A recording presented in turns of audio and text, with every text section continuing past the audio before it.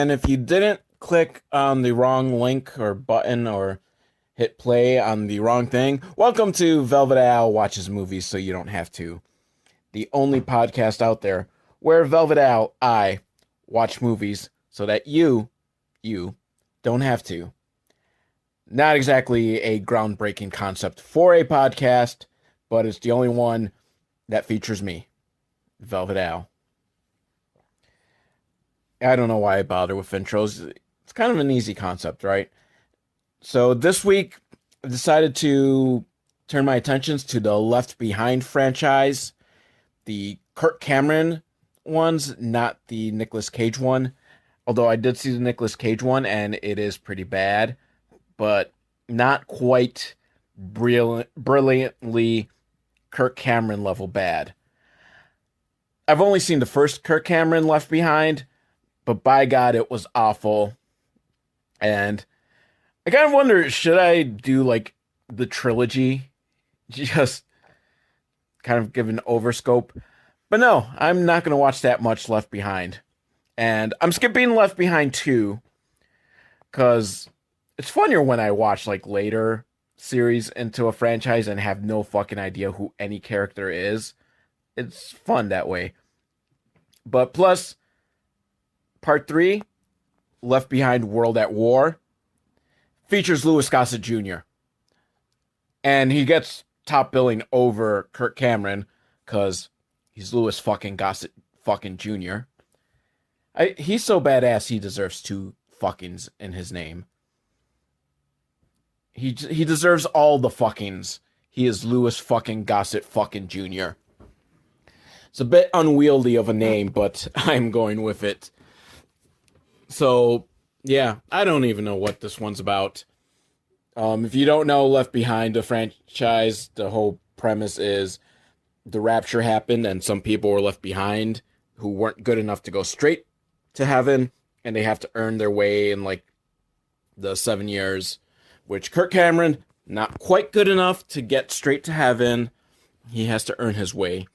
And something Antichrist, because if I remember the first one, like, the Antichrist gets put in charge of the UN. So this is a very timely film, isn't it? I don't know who's the head of UN right now, but he very well might be the Antichrist. But I know that our president isn't Louis fucking Gossett fucking Jr. So we're in deep shit if the head of the UN currently is the Antichrist. And with that, hit play. So we start right away into the action with bombs dropping, and I think it's Kirk Cameron running through a burning building. So I'm guessing this probably just picks up where part 2 left off. Because, I mean, part 1 kind of had a downer, like not real ending, not a happy ending. So part 2 probably didn't have a happy ending either. Kind of like, Avengers Infinity War just gives you kind of like a bummer ending where the bad guy wins. So it could set up the world for Endgame where the good guys win. And I don't know how many entries into Left Behind it was planned to take before the good guys win. And Louis fucking Gossett Jr., I'm dropping the second fucking, it really is too unwieldy. But his name is sticking with the first fucking. He will be Louis fucking Gossett Jr. He's the president, and he's in the White House, and he's speaking into a tape recorder, I guess leaving his memoirs in case he's dead, and some future generation finds the tape and knows the truth of what happened.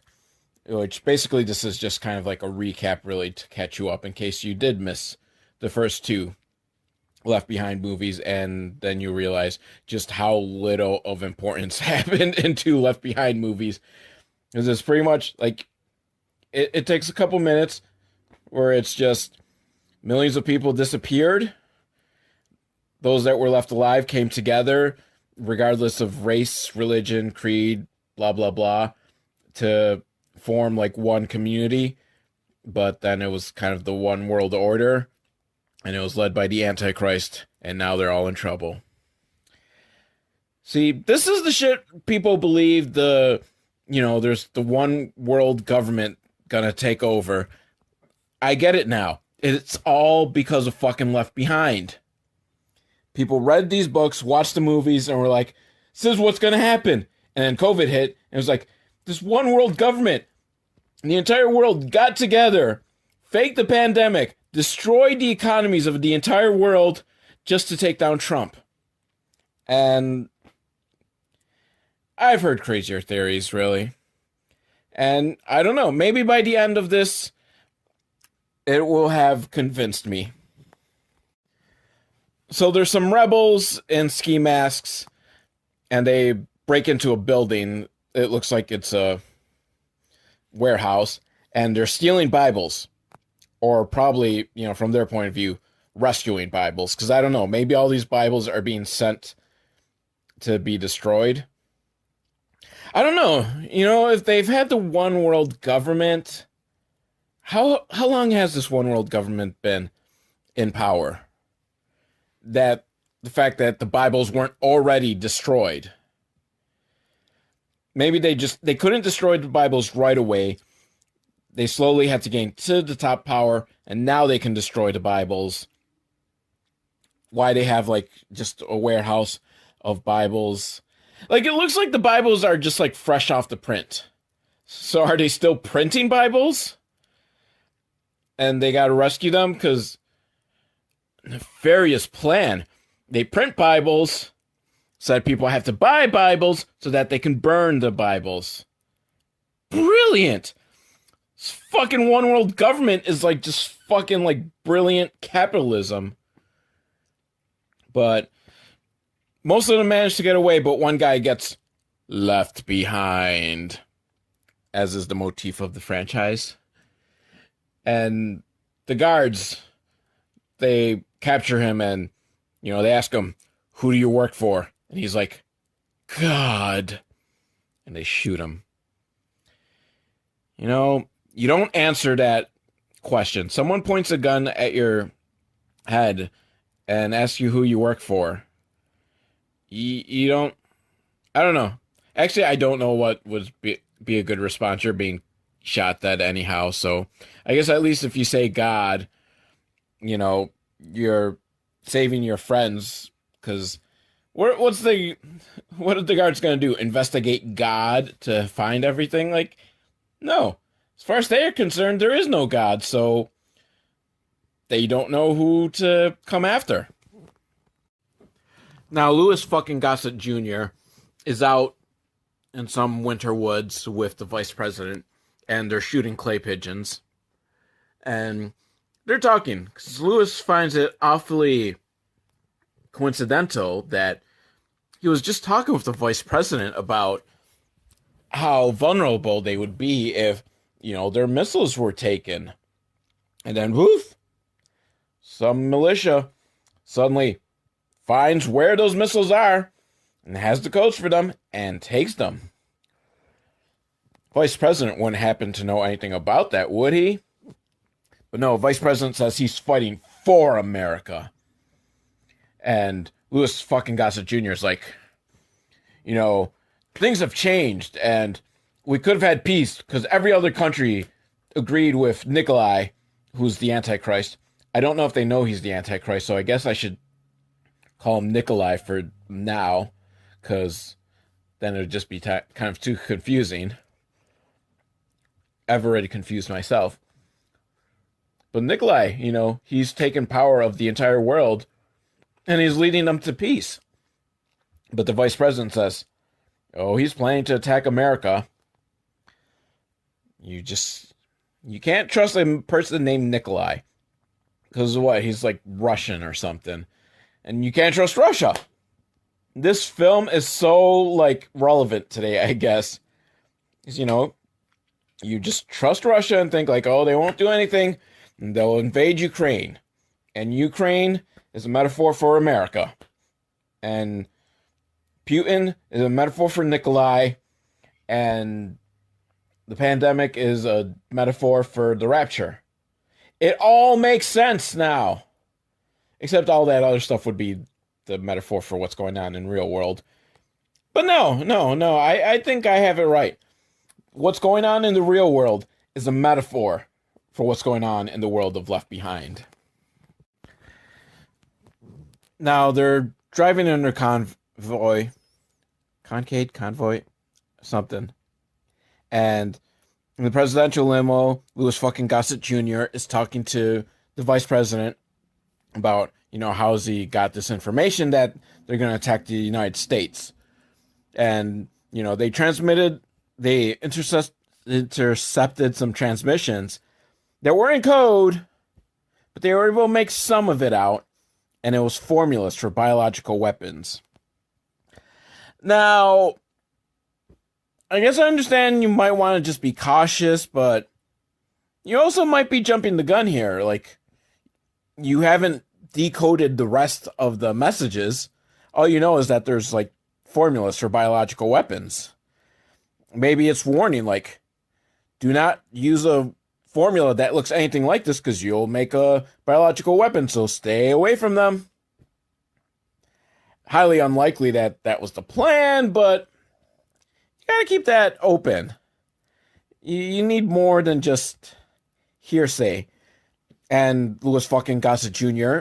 understands this, and he asks, well, how do you know they're planning to attack America? And just as he's about to say so, right on cue, cars in the convoy start getting blown up. And the limo driver, he stops and runs out. Smart man. He's like, fuck this, I don't want any of this shit. And he runs off. And the militia, I guess, they're all wearing ski masks. Because everyone's hiding their identity, so I don't know who's on whose side. Which is just going to make this confusing. But so we'll say the bad guy militia, they're shooting up everything. They end up killing the vice president. But then some other people on dirt bikes come by and kill some of the militia guys, enough to save the president. And one of the girls on the dirt bike says that, yeah, you could trust the vice president. He knows what he was saying. And then they run off. They don't attempt to help get the president out of there. Because, there's still this whole huge fucking militia. And if their goal is to kidnap or kill Louis fucking Gossett Jr., you just left them here. So did you really save his life? In fact, you might have just endangered him even more now that these people can get their hands on him. And down in some dingy basement, probably the basement of a church or something, Kirk Cameron is getting married, as well as the father of his bride-to-be. I don't know. Personally, for me, if we were in total all-out apocalypse, getting married wouldn't be very much of a priority for me, or a thought whatsoever. But I guess even in impending end of days, you still need to be married before you can fuck. At least probably in Kirk Cameron's eyes. And if the apocalypse is coming, you definitely do want to fuck someone at least one last time, or for the first time. So yeah, I guess you'll just have to get married. So, get married they do, and everyone's happy. Except the priest. Well, the priest is happy, he's smiling, but I know on the inside he's dead. He's dead on the inside. After the wedding, they're all gathered for dinner, and things seem happy, we haven't figured out what we're going to do for our honeymoons yet, but I'm sure it's going to be something good. But then the priest has to be a bummer about it all, because he's talking about how now they have to, spread the Bibles that they just had stolen or reconfiscated, or not sure what exactly the plan was, but they now got to, spread it out so that people can get the good word of God. But it's a dangerous mission, as we've seen, because the one dude got killed, and Kirk Cameron's new wife is one of the I guess she was one of the people who were in the stealing, reconfiscating, taking back of the Bibles. So still, I'm not sure, did they steal the Bibles, or if they were their Bibles to begin with. Yeah, maybe if I'd seen part 2, and I could understand what this whole, banning the Bible thing happened. But, the priest isn't worried because, he's got God on his side, and if he dies, God is on his side, which, the dad of the Kirk Cameron's bride, it's a very valid, concern he has, well, this guy died. Where was God? Why wasn't God on his side? And then suddenly Kirk Cameron's pager goes off. What a time of technology we lived back then. And it's telling him that the vice president has been killed.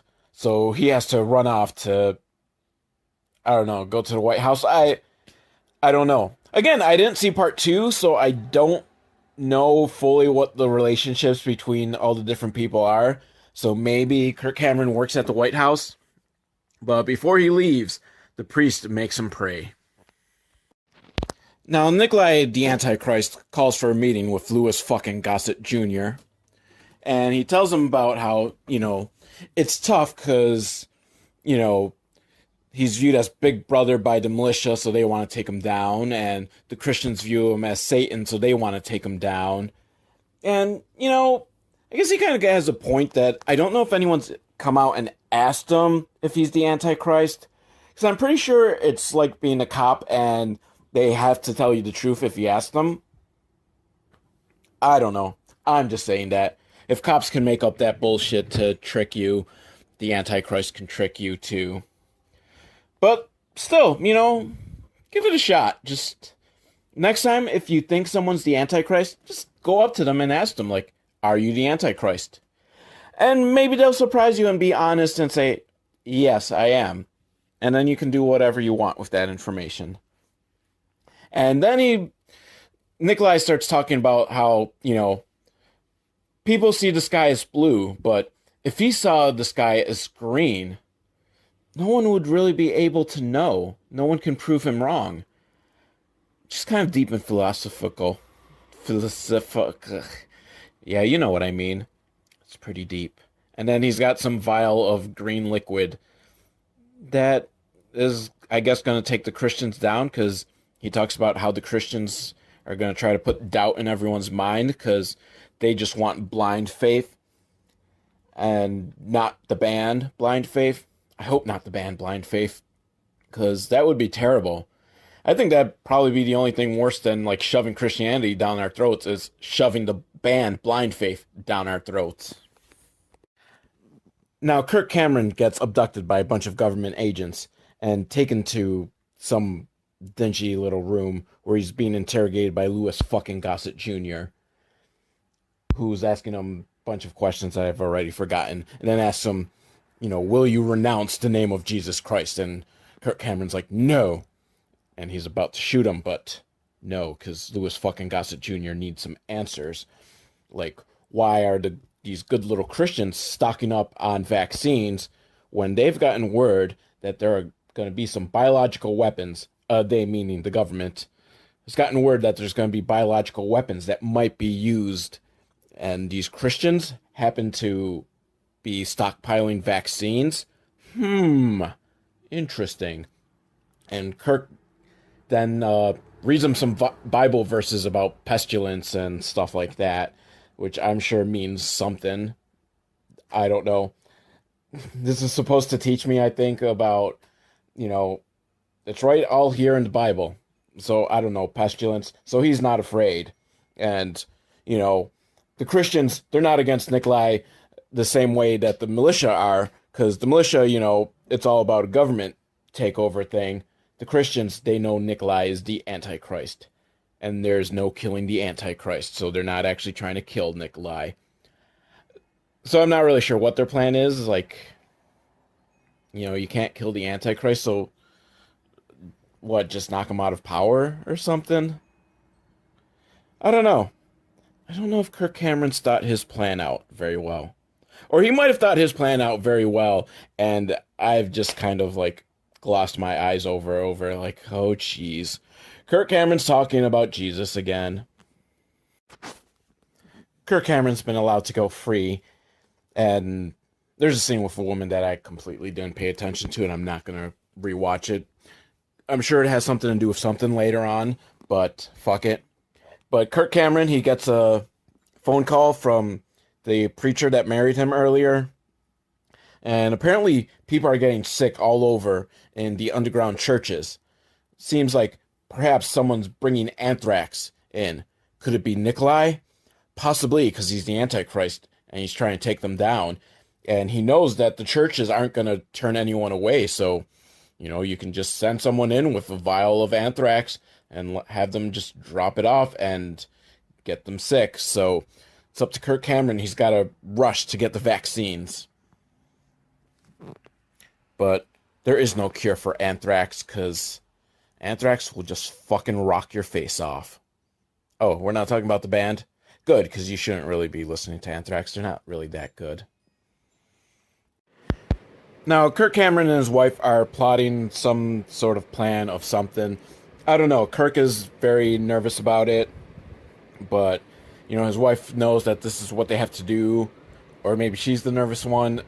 I don't know. They kind of flip back and forth on who's nervous about doing it. But Kirk tells her, we can't die until God says it's time. Just kind of deep. Whoa. On the other side of things, Louis fucking Gossett Jr. gets picked up by some blonde lady who may have appeared sometime earlier in the film, and I've already completely forgotten her. And they're driving, and she's talking about how, her husband was a journalist who mysteriously died shortly after the rapture because he was investigating something and he was onto something big. And then they sneak into a warehouse where there's all these guys in hazmat suits, and they're spraying Why am I, just fucking stumbling on my words? There's guys in hazmat suits spraying Bibles with a green mist, which is probably the anthrax. And oh my god, those fucking dastardly hazmat suit wearing guys. But it does bring me back to the question of earlier of how they're getting these fucking Bibles by, the boatload. They're just stealing them from warehouses or something? Because if the Bible is, outlawed, religion and Christianity is pretty much outlawed, and that's why they're underground, where are they getting all these fucking Bibles from? You would imagine that they would stop getting printed, right? So are they just stealing, already printed Bibles? Why are they being, did they all get rounded up? And why didn't they get burned by the government if they're, so, anti-Bible? Would seem like the logical thing to do. So these Christians have not stopped to wonder, hey, it's pretty fucking easy for us to get Bibles. I mean, yeah, you're having to steal them from a warehouse, but why are they there in the first place? But then the alarms are sounded. And luckily, Louis fucking Gossett Jr. and the girl managed to make it out. Kirk Cameron's father-in-law is on a plane with, I guess, Nikolai's girlfriend, or wife, or lover, something. She's banging Nikolai, as far as I can tell, from the conversation that follows. And she's threatening to squeal on Kirk Cameron's father-in-law. She's blackmailing him, because she knows that he's a secret Christian. And he just married a secret Christian woman. And I'm not sure if the marriage itself is secret, but Nikolai's girlfriend doesn't care. She just wants to fuck him. But he's not willing to fuck her because, good Christian boy and all. So she says, it's too bad for you and your wife. Is she going to tell Nikolai? And Preacher Man is dying. He's got the sickness. Ooh, ah, ah, ah, ah. Disturbed reference will never get old. And he's dying, and there's a masked man telling him about, how God has pretty much just left him there to die. And, he should just give up God, because, where's God to save him now? All valid points. And then he takes off his mask, and it's Nikolai! Oh, no! And then, bam! It was just a nightmare. And everything's okay. Except for the fact that the Preacher Man is still dying from anthrax. And Louis fucking Gossett Jr. starts talking with other world leaders and lets them know, oh no, Nikolai is making all these biological weapons. And the other leaders say, We just intercepted some communications. And Nikolai, the weapons he was supposed to destroy, the, not nuclear weapons, but other tactical assault weapons, probably missiles, that he was supposed to destroy, he's going to use to attack America. Oh no. They better work fast to stop Nikolai! And then Kirk Cameron's father-in-law comes visits him, and he's all mad because Kirk let his wife, the father-in-law's daughter, go off and take the vaccine to the churches. Because now his daughter is sick with the sickness. And, Kirk Cameron wants to run off and save her, but, his father-in-law and his new wife says, you can't do that. She wants you to stay here and find a vaccine. Which, no, seriously, she does say to find a vaccine, which, remember, Kirk Cameron's wife is taking the vaccine to the churches. And why she just didn't take the vaccine herself. Although I guess maybe it's because it's the new disease. It's not anthrax, because apparently Nikolai started a new virus, so yeah. So, I don't know, how much hope I would then have for Kirk Cameron to find a vaccine or a cure that quickly for a new virus. Especially if you're not letting him go to where people have that virus so you can get a sample of that virus. Then again, I don't know if Kirk Cameron's even a biochemist that he would be able to know how to make a vaccine for this virus. But that's okay, because the father-in-law's new wife says, you know what? Let's ask God what to do. And she starts to lead them in prayer when Kirk Cameron's phone goes off. Totally rude, Kirk. You're supposed to put your phone in airplane mode before you pray. Proper etiquette. But that's okay, because this is an important phone call. It's Louis fucking Gossett Jr. Which I think he's calling from his wife's phone. No, seriously, it's a cell phone. So, cell phones tell you who's calling. And the first thing Kirk asks when he answers the phone is he asks for his wife. So he must have thought that it's his wife calling.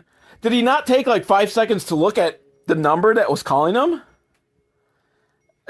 Is this super old school cell phones that don't tell you the phone number? Which I don't think ever existed. Maybe those old Zach Morris brick phones. But Louis Gossett Jr. tells him, all about Nikolai's dastardly plans, but Kirk knows, there's no hope in trying to attack Nikolai with weapons, because you can't stop him that way. Which is true, he's the Antichrist. You can only stop him with the power of prayer. Kirk Cameron's wife tells the dying preacher about Nikolai's dastardly plan where he sprayed all the Bibles with this poison, and the preacher now feels bad because, he pretty much killed everyone. Because he's the one that handed out those Bibles. But, preacher man, don't be so hard on yourself. Put the blame where the blame lies. On God for writing the Bible in the first place. If he didn't write it, you wouldn't have passed out poisoned copies of it. Ipso facto. I don't know what ipso facto actually is, so I don't know if it applies in this case of my argument, but sure. And then Kirk Cameron's father-in-law's new wife finishes the prayer, and it gives Kirk Cameron a vision. And he sees himself in a room, on a chair, and Preacher Man's there speaking to him, and tells him about how the great warriors of faith, they all died, which, I gotta say, is not really a good way to, recruit people. You can fight on our side, and you will die like those that died before you, who fought on our side before you. So, but apparently that's enough to convince Kirk Cameron, who I'm unsure in the series of where his faith lies, at least how strong it is. So if I remember part 1, he was kind of a non-believer.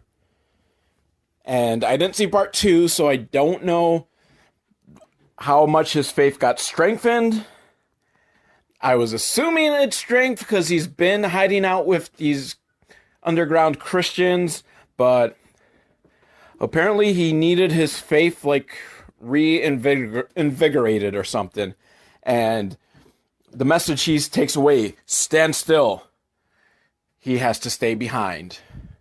Because, you know, his father-in-law and his new wife are going to go and they're going to leave Kirk Cameron behind. Once again, he will be left behind. Now, Kirk Cameron's father-in-law, I guess, is a pilot, because him and his new wife are about to fly out, but Nikolai's lover is there. She's like, where are you going? There's no flights out today. And he's all like, what is he all like? He's all like, my daughter's sick. I have to go be with her. And they try to get her to come along, like, why don't you come with us? And she wants to, but she can't, because Nikolai won't let her leave. I think they should have tried harder, you know, like, offer a threesome. I think she would have been down for that. I really think she would have been down for the threesome. Although you never know, because then she might have, you know, tried to haggle and turn it into a full-on orgy with Nikolai. And, you know, God's okay with threesomes. He's not okay with foursomes. Especially not if the Antichrist is involved. Hey, I don't make the rules. I actually did read, like, online once, like, an argument for female, male threesomes, because technically the Bible says man should not lie with man, but nothing about woman shall not lie with woman. So it's okay to bring another woman into the bedroom, because the two women can go at it, and it's not against the will of God, or at least technically not against the Bible. And I, for one, am all about technical loopholes, so yeah, go for it. The Bible allows threesomes, in my opinion. Jesus never comes out and says he's against it. But still, Nikolai's lover can't go because she's pregnant. And also because Nikolai will just not let her go. He'll come after her. He doesn't know that she's carrying the Antichrist's baby. Which, there's something to that, right? I forget what the Bible says about the Antichrist's baby. I thought the Antichrist ruled the world. Is going to rule the world. Is the Antichrist's son taking over after him? I don't know. I'm not going to look that up. But, so, Nikolai's lover is going to let them go. She was going to turn them in, but as a favor, she's going to let them go. And as a present, the new wife gives her a Bible. Not just any Bible, her Bible. And you can see Nikolai's girlfriend is very uneasy about it. Which I can't blame her, because if she knows about Nikolai's plan with poisoning Bibles, yeah, I too would be like, I don't want to touch a Bible. Nikolai calls for a meeting with Louis fucking Gossett Jr. and not so subtly insinuates that he knows what Louis Gossett fucking Jr. is up to. So, Mr. Gossett Jr. runs to the planning room where he talks to all the other leaders, and they can't go with their original plan of doing a big missile strike, because if they screw up, Nikolai's going to start World War III. So, Louis fucking Gossett Jr. is going to take out Nikolai himself with a porcelain gun that's going to get past, you know, the metal detectors and all. So he heads over to meet with Nikolai, and Secret Service agents get left behind. And it turns out one of them is a bad guy, and he shoots the other Secret Service agent. And, Nikolai was waiting for Louis fucking Gossett Jr., because, again, he knew what was going on. Oh, he's the Antichrist. And Louis fucking Gossett Jr. is like, well, fuck this, I don't care, I am going to shoot your ass. Like, okay, yeah, we can do that, but first, Nikolai is going to turn on the TV, and oopsie, wouldn't you know it, World War III has broken out as fucking missiles everywhere have just been set off and shit gets blown up. Ain't that a bitch? Louis fucking Gossett Jr. decides, fuck this. I'm gonna shoot your ass anyhow. And he unloads his gun. But, whoopsie! Bullets aren't gonna take down the Antichrist. And then Nikolai uses some fucking, like, force Darth Vader type shit to force Louis Gossett Jr. to choke himself and then throw himself out the window. And he lands on a car, but he doesn't die. Of course he doesn't die. He's Louis fucking Gossett Jr. He is the Iron Eagle. I don't know. I've never watched the Iron Eagle movies, so I don't know if he actually is the Iron Eagle. But fuck, he was in the Iron Eagle movies, so of course this isn't gonna fucking kill him. Kirk Cameron's wife calls him, and he's understandably upset because he feels that he should be there with her. But she's like, no, you had to stay behind to do God's work. Which, I mean, God's work apparently is to just kind of sit on his ass because he isn't fucking doing anything. And while on the phone, she dies. Very sad moment. And Kirk Cameron curses God, like, how can you let this happen? Because you haven't been paying attention, dude. It's kind of what God does. In fact, like, even in your vision, the preacher man said that the warriors of faith fucking die. God, how dense are you, Kirk Cameron? You're very fucking dense, because I watched that Saving Christmas movie. You are very fucking dense. Meanwhile, Louis fucking Gossett Jr. goes back to the base of operations, and everyone finds it hard to believe his story of, you know, Nikolai was waiting and knew every step they were going to take, and then he shot Nikolai, and Nikolai didn't die, and then he got thrown out a window, and Louis fucking Gossett Jr. didn't die. That just seems all so preposterous. Which isn't when you take into account that he's Louis fucking Gossett Jr. of Iron Eagle. He doesn't die. Actually, I think he might die in the Iron Eagle movies. At least one of them. But he's not going to die in this movie. At least not yet. He's not dead yet. But, you know, everyone has their suspicions of him. Like, is he the mole? Is he the traitor? And then Kirk Cameron decides, you know what, fuck this. I'm just going to go to my wife. Because, you know, what's the worst God can do? Kill him? But let me tell you, Kirk, do not tempt God like that. Because he can do worse. You know, he could give you, like, boils. You know, you've been reading the Bible. Fucking Book of Job. Yeah, God can do a lot fucking worse than just kill you. Don't tempt fate like that. But it turns out his wife's not dead. She's just very, very down with the sickness. And her father's there with his new wife. And, you know, he feels terrible because he didn't do anything to stop her from going there. And Preacher Man is laying next to her. And they're both, like, dying. But neither one's dead yet. And Preacher Man tells her father, your faith is stronger than you think. Which is just, whoa, fucking deep, man. Now, Kirk Cameron realizes just why God wanted him to stay there. It's to get Louis fucking Gossett Jr. to convert to Christianity. And it works. He goes to what's left of the White House, because for some reason, Louis fucking Gossett Jr. is living among the remnants of the... It's like a fucking, like, just completely bombed out. Like, it's just a wreck. And he's just there, because I guess he thinks, you know, whatever, I deserve this. But Kirk Cameron teaches him and tells him, you know, the story of Jesus and all that.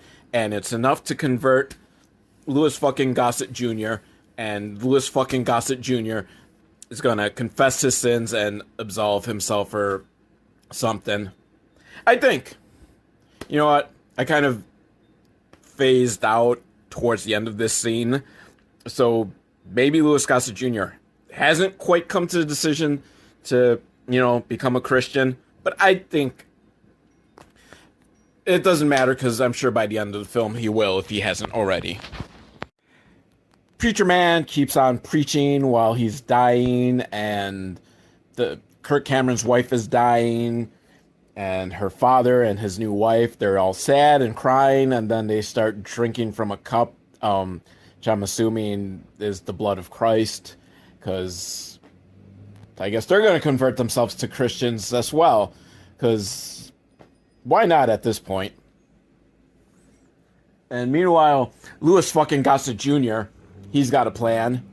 His plan is just to go straight up to Nikolai. Like, straight up. Like, first off, like, everything's kind of, like, burning around him. And I don't know where he's getting a vehicle to travel in the first place. And then he walks into the building, which I don't know how far it is from the White House anyhow. I mean, maybe it's really close and he could just walk over. I don't know. But he walks in just straight up to the building, straight to Nikolai's office, and no one, like, says anything. No one tries to stop him. I guess everyone just stopped giving a fuck. He just kind of, like, which at least Nikolai, like, even wonders, like, how did you get in here? Like, I just walked through the front door. And then that's kind of the end of it. I wish Nikolai would have at least said, like, he was going to start firing some people after this was over. And Nikolai was in the midst of, like, giving, like, nuclear codes to other countries, his allies, our enemies. But Louis fucking Gossett Jr. is there. And he's got his phone hidden on him. And he calls his assistant, or, you know, the blonde chick. I'm not sure what her relation is to anyone. But he calls her so that she can hear this conversation between him and Nikolai. Now, Preacher Man dies. And Kirk Cameron's wife lives? She's getting better. Because she drank some of the Jesus blood. And that's cured her. So, I hope the next step now is that they're gonna take the Jesus blood and give it to the other people that are in this building dying from the disease from the Bibles, the diseased Bible diseases. I mean, that's what a good Christian would do, right? Just get just stop it, like, holy shit, this Jesus blood cured our daughter. Let's try to see if it'll cure all the other fucking people that are dying. So get on that. Meanwhile, I don't know, something with Louis fucking Gossett Jr. has, like, some sort of target thing, which causes a satellite to shoot a missile right at the building, right at Nikolai and himself, because he's going to sacrifice himself. Sometimes you have to do that to save the world. And grand explosion that was made in, like, Microsoft Paint or something. Just gloriously bad special effects. I love it. It's blown up to pieces. To smithereens, I tells ya. Okay, so thankfully, you know, they were good Christians and started spreading the Jesus blood to all the other sick people. And Kirk Cameron's wife calls them with the wonderful news that they found the cure. Red wine. It seems plausible, right? Red wine will fucking cure some, like, deadly, vicious disease. I don't know. Have we tried this for corona? Have we tried this for monkeypox? Maybe red wine is the cure for everything. Why not? I don't know why I'm expecting, like, medical accuracy from the Left Behind movie. But anyways, yay, hooray! The good guys have won, and Kirk Cameron's gonna rush out there to be with his wife. But then he runs into Blondie, who was the president's assistant or something. I don't know, I forget what she was. And they gotta talk. Meanwhile, amongst the smoldering ashes of the green screen, out walks Nikolai. He's the Antichrist. Remember, weapons aren't enough to kill him. And so he survives, and he's in front of the green screen fire, and smiling and smirking at us. And then the credits roll. Which, fuck, you know? What happens? Does the Antichrist ever get beaten? I don't know. There's like 50 books in the Left Behind series. And I'd say it's kind of presumptuous of them to assume that they're going to get to make more of them. But the fact that they even got to like 3 Left Behind movies is a fucking like miracle. God works in mysterious ways, I guess. And then they made like the remake with Nicolas Cage, which was just even more bizarre that fucking got greenlit. So I don't know. I will never know if the Antichrist gets stopped. And there was no cute baby in this film. Because I think I forgot to mention my favorite thing about the first Left Behind movie was in the credits, they actually did credit cute baby. Which was just, I don't know. I mean, I guess the baby was kind of cute. I feel like I've mentioned that before, not earlier in this episode, but in previous episodes. Might have brought up the cute baby from Left Behind. Just one of the most fantastic credit ever. So yeah, Louis fucking Gossett Jr. sacrificed himself for no reason. And I sacrificed myself watching this film for no reason. Because there's only like 2 of you listening. But velvetale@hotmail.com if you liked the episode or if you hated it. If you just want to tell me, fuck you, stop doing this shit. Because, you know, no one's able to stop you from listening to this even though you hate it. Or if you have a request for a film you would like me to do in the future. Or if you just want to try to scam me with scams. I don't know. I love you anyhow.